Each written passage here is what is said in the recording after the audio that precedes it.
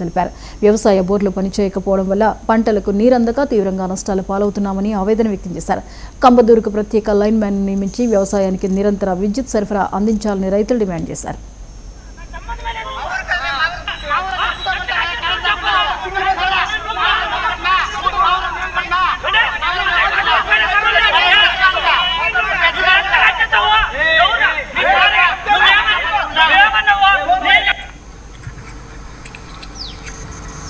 టమాటా పైరు తెచ్చుకున్నారు, నాటడానికి నీళ్ళు లేవు. ఎన్ని రోజుల నుంచి నీళ్ళు లేవు అంటే 5 రోజుల నుంచి నీళ్ళు లేవు.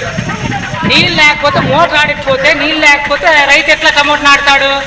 మొత్తం వీళ్ళు తెచ్చిండే పైరంతా నాశనం అయిపోయింది. పోతాము, ఆటో ఆన్ చేస్తాము, లేదా ఇంకోటి ఏదైనా డీపీలో ప్రాబ్లమా లేదా లైన్ ప్రాబ్లమా అంటే మొత్తం ఇక్కడ ఉండే 20 డీపీలు కరెంట్ ఆడటం లేదు. సరేలే, 1 రోజు 2 రోజులు ఏదోలే వర్షం వచ్చింది, గాలికి వానికి చెట్లు ఏదో తగిలిపోయింటాయని మా ఉద్దేశంతో అలాగే ఉన్నాము. మొన్నటి నుంచి పైరు తీసుకొని వచ్చాము, 6 గంటల నుంచి 10 గంటల వరకు కరెంట్ అని ఉన్నారు.